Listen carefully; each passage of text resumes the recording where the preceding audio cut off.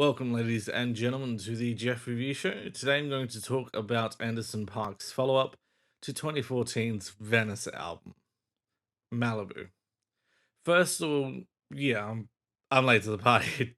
I don't really check iTunes. I'm generally just dawdling in, my nearest JB Hi-Fi, just checking out albums that have been released. And well, this I could only get on iTunes, and I kind of hate the service, so I don't check it too much. But I did get it about a month late, and well, I didn't really do a review immediately, even though I immediately liked it because I sort of was kind of afraid that maybe I was like a bit too into it initially. However, I've had it on constant replay for over a month now, and I am just in love with the album.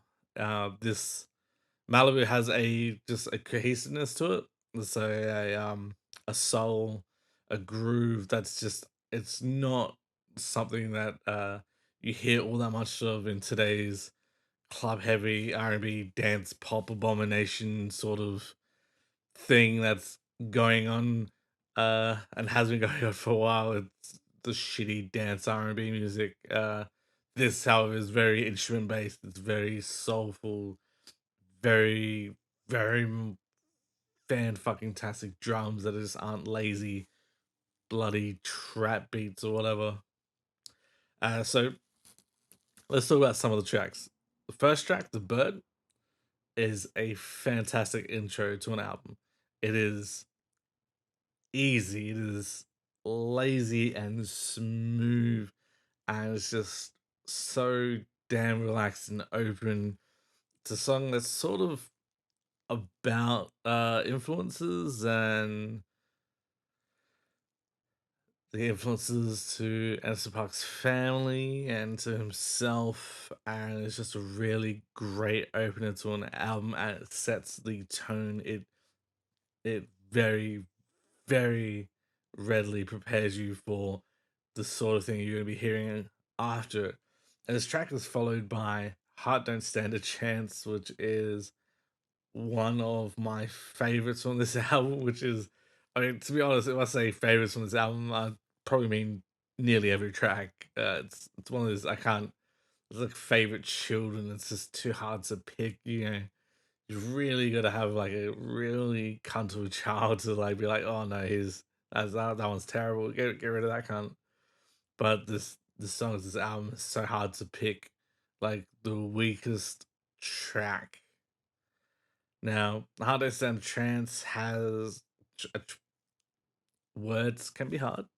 Heart Don't Stand a Chance has a really weird sort of strange breaky bridge, which is also used as the intro, and it I could see it being off-putting to some people, but for me, it gave this track a nice buffer from the bird, in that this track is also very laid back. Now, it doesn't have the same sort of sounds, but it's got a very similar easygoing feel. And this bridge also works fantastically in that it sort of is strange, and it has a sort of a build to it that finally breaks to the groove as well. So it sort of gives the track itself a kind of a flow of where it's easy and then it gets a little build and it breaks. It's like waves is kind of the only way I can describe it. Now, this track is the first one on the album where you start to hear Anderson Paak flex his vocal ability from very flow centric sort of rapping in the very lyrics born Latif the True Speaker kind of way to proper vocals where he's got that raspy character voice. And it's something you're just gonna hear continuing through the album. It's a way of performing that I don't think he's always done, but it's coming more and more common in his music as I think he's probably now finding his strengths. He's been doing it a while, but I think he's really getting to his strength as a vocalist. And yeah, it's so the very flow centric you might not be used to from a lot of his appearances and stuff. But the switching between works really bloody well in this album because it has a cohesive feel. So everything where he's sort of repeating these things of having these flow bits and then going to full singing to speeding it up again and being more flowy, it works fantastically well. And I'm afraid against this lovely song, your heart don't stand a chance. Yeah, I went there. So there's that. Yeah. Now, the season stroke Carry Me is the weakest part of this album. Basically, because Carry Me is fantastic and I love it, but the season is a really weird, forced on section at the start of this, where I think it could have been serviced a whole lot better by just being labeled interlude and not being forced onto the same track as Carry Me, if that makes any sense. It sort of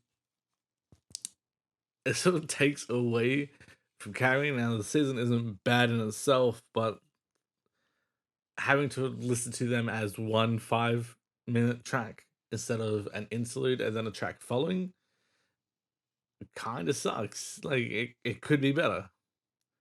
Um so am I wrong featuring Schoolboy Q? Oh my fucking god, people.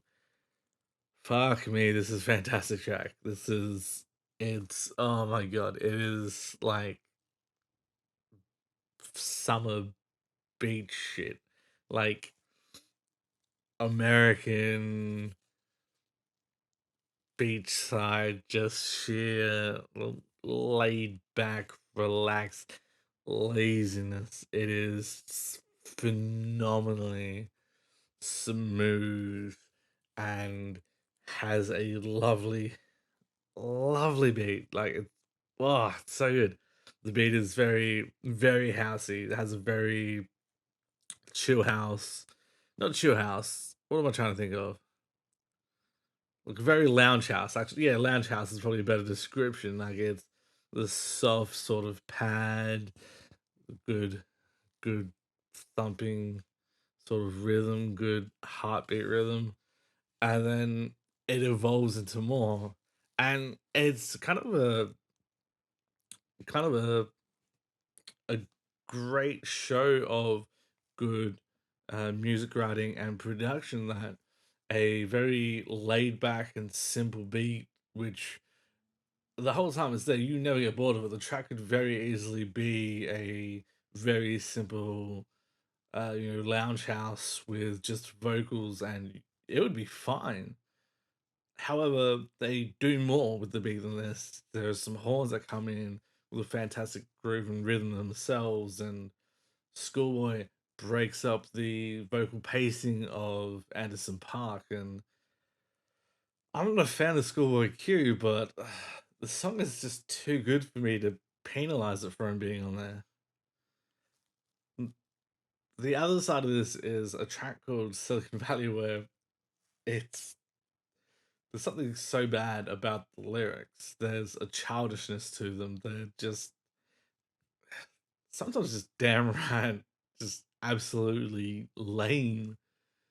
I'm absolutely torn on it. On one hand, there's like an honesty and just a fucking sexiness to the track, and then he uses terms like "tig bitties," and it loses and becomes something childish. But then I come around to feeling that it just feels more playful for it, and I feel like I should be penalizing, I should be marking it down because of this, but then every time the fucking song plays, I am 100% in. I am 100% down for it. Loving it. Absolutely loving it. Overall, this album is just fantastic. It is smooth, and I was afraid to do a review immediately because I was immediately just taken by it. And there's a fear when you experience something like that, when you go to a theater and you see a movie or a play, you're in that rush initially, and you know you don't give yourself time, and you say this back, like, "Oh, best film ever," and then a week later you're like, "The fuck was I thinking?" And I've given myself a lot of fucking time with this album because I was sure that it was going to wear out its welcome at some point, and I'm still listening to it. The whole album, that is not just tracks from the album, the whole album entirely on repeat 2 to 3 times a day. That's some fucking like me as a fucking 13-year-old listening to Hybrid Theory multiple times a day. Like I have too much music to listen to now to do that, and it's become harder and harder for an album to break that amount of time for me. But this one has. I couldn't say anything better about it than it it's forced its way into repeated listenings. It's made a space for itself in a bloody jaded old music fan who thinks everything modern is trash because I'm getting to that age. It's shattered all the disillusionment and just had me feeling good in the groove and loving every damn second of it. Anderson Paak, Malibu. Give this damn album a listen. You will like it, if not love it.